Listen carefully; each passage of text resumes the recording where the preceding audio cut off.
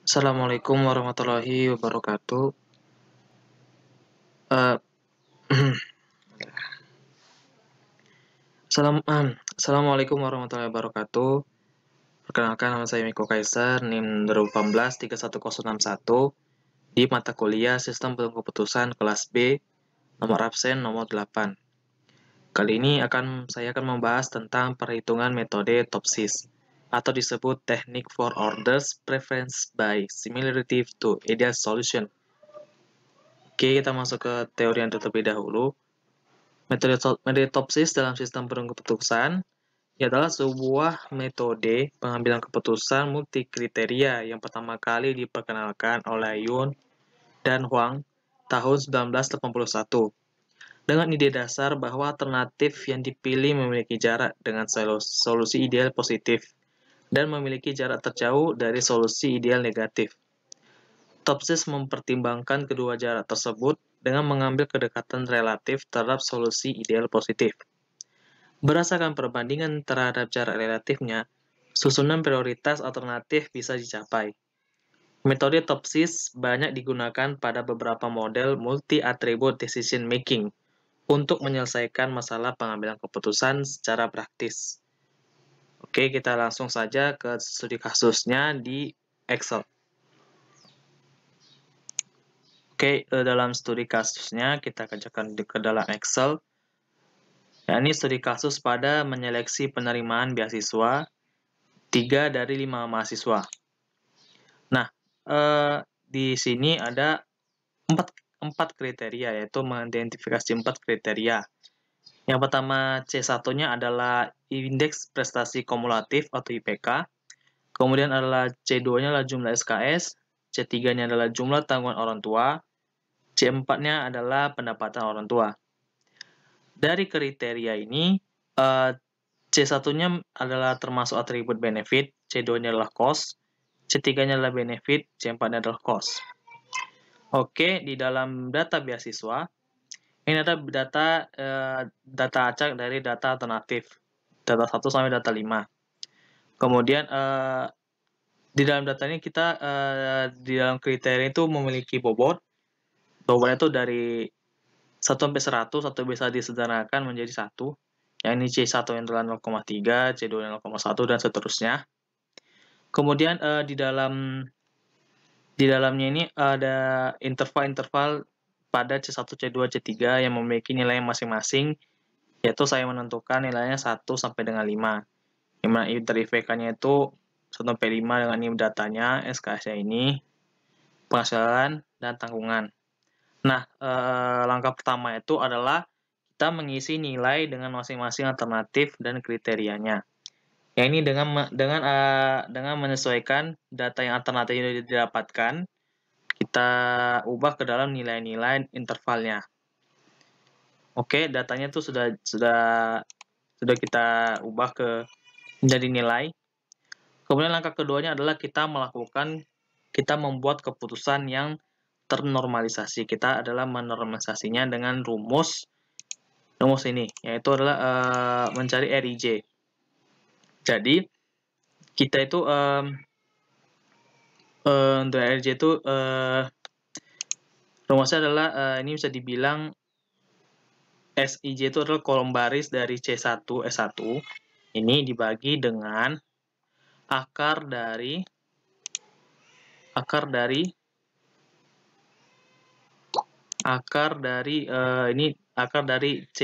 baris C1 pangkat 2. Jadi gini. Jadi kita tuh menentukan mencari pembaginya terlebih dahulu. Karena ini rumusnya panjang, jadi kita bagi dengan akar dari jumlah total dari kolom 1 sampai dengan seterusnya, kemudian dipangkatkan. Jadi artinya kita cari pembagi dulu, yakni dengan formula SQRT, yaitu formula akar dari jumlah pangkat dari masing-masing kolom C1 dijumlahkan nih, kemudian itu kita enter dan rumusnya udah dapat, hasilnya udah dapat, kemudian begitu juga seterusnya nanti tinggal ditarik ke kanan. Oke, ketika sudah dapat pembaginya, kemudian kita langsung mencari RIJ-nya, yaitu kita normalisasi. Ya, ini adalah dengan C18, yaitu masalah C1 dari langkah pertama dibagi dengan pembaginya C1. Jadi dibagi dengan, jangan lupa dikunci biar nanti ke bawah pembagi tidak hilang kemana-mana. Begitu juga dengan C2, sama C2 dengan dibagi dengan C2, kemudian C3 juga sama, C4 dan juga sama. Oke, itu untuk langkah kedua. Kemudian untuk langkah ketiga adalah membuat keputusan yang ternormalisasi terbobot.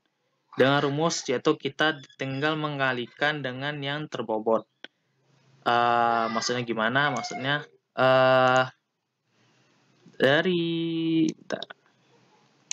dari langkah kedua, yaitu dari yang sudah data ternormalisasi dikali dengan bobotnya, atau bisa juga bobotnya dengan data normalisasi tadi.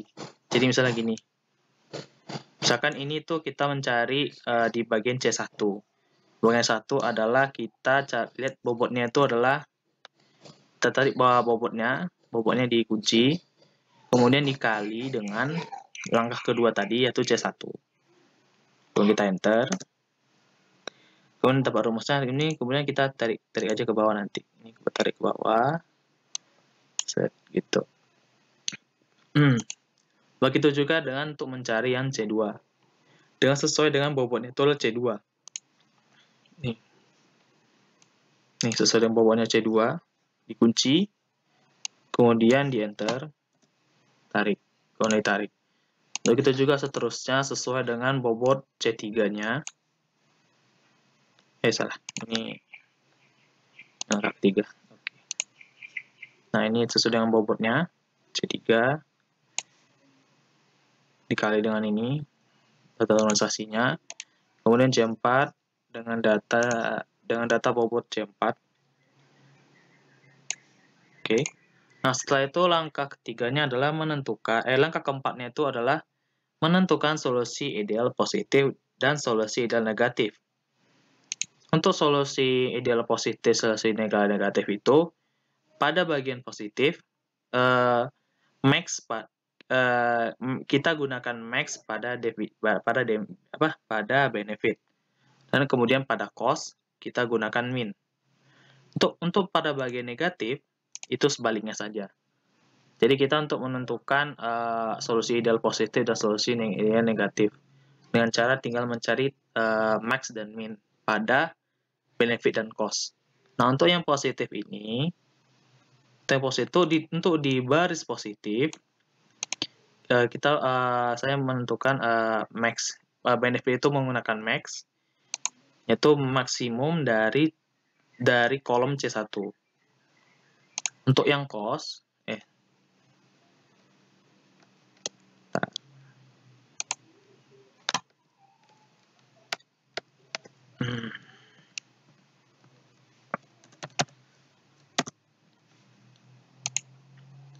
untuk yang benefit itu menggunakan max, yang kemudian yang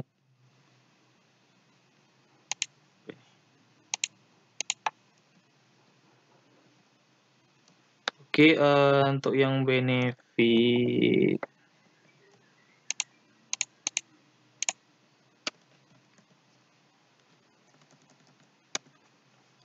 ini kenapa sih?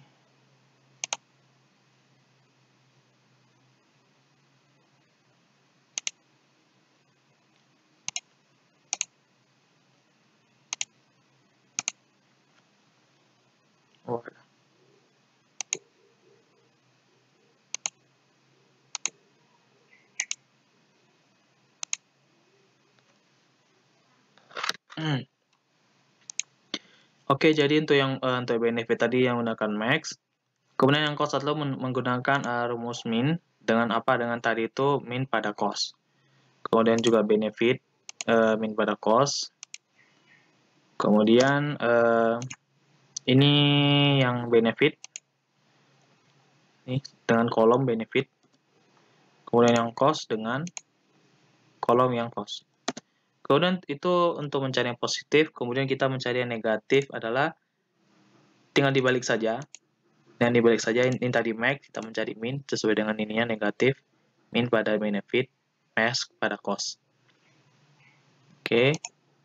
Ini min dari sini sampai sini. Kita enter. Kemudian ini max.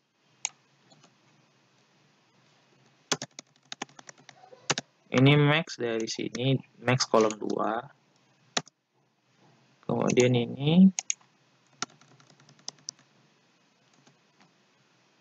min dari kolom 3. Kemudian ini max dari kolom 4. Oke.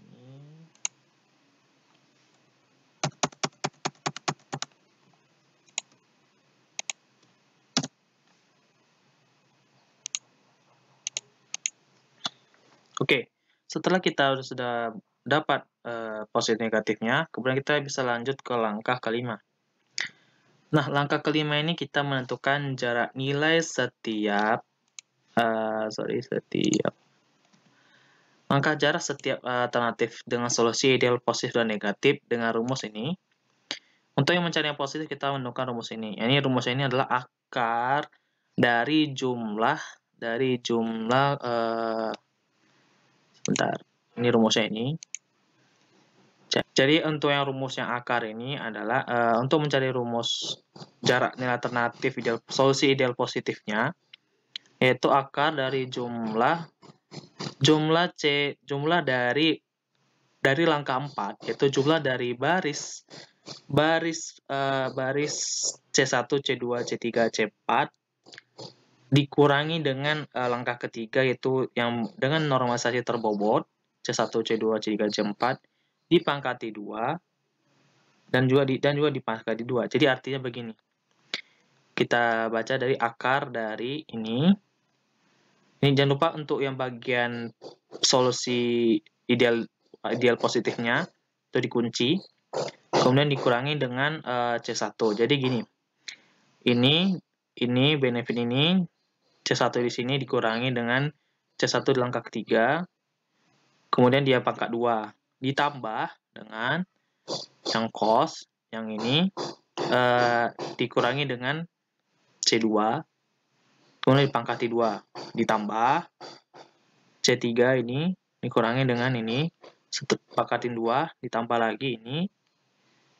Dikurangin ini. Pangkati 2. Kemudian enter. Nah, ini sudah dapat untuk ini rumusnya begitu. Kemudian ini kita tarik aja. Kemudian untuk yang negatif itu tinggal kebalikannya. Kalau yang tadi itu langkah 4 duluan, yang ini kebalik, lebih kelihatan seperti ini. Jadinya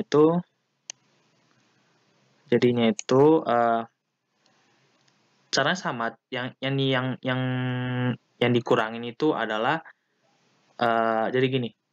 Dari C1 artinya normalisasi terbobot terlebih dahulu, kemudian dikurangin dengan solusi negatifnya. Jadi ini dulu dikurangi dengan ini, dipangkatin 2, ditambah normalisasi bobot C2-nya dulu, dikurangi dengan solusi negatif C2, dipangkatin 2, ditambah ini lagi C3 bobot, normalisasi terbobot C3, dikurangin dengan ini C3 solusi negatif, pangkatin 2, ditambah C4 normalisasi terbobot, dikurangi dengan C4 solusi negatif, pangkatin 2. Jangan lupa kalau yang untuk yang negatif ini, solusi negatif dikunci. Kemudian kita enter. Nah, setelah itu ini kita tinggal turun nih ke bawah, yang tertarik, seret. Nah, ini kita sudah dapat yang solusi ideal positif dan solusi negatif. Kemudian kita Langkah keenam, yaitu menentukan nilai preferensi intuisi alternatifnya. Dengan rumus solusi ideal negatif dibagi dengan solusi negatif ditambah dengan solusi ideal positif. Jadi rumus seperti ini. Jadi rumusnya itu adalah ini negatif dibagi dengan negatif ditambah dengan yang positifnya. Hasilnya seperti ini. Ini kemudian kita tinggal tarik saja. Nah, seperti itu. Jadi, setelah kita sudah dapat nilai preferensinya, ini kemudian kita sudah selesai dapat menentukan nilai preferensi dengan metode TOPSIS. Itu mungkin bisa saya sampaikan dengan metode TOPSIS. Semoga bermanfaat. Kurang lebihnya mohon maaf. Wassalamualaikum warahmatullahi wabarakatuh.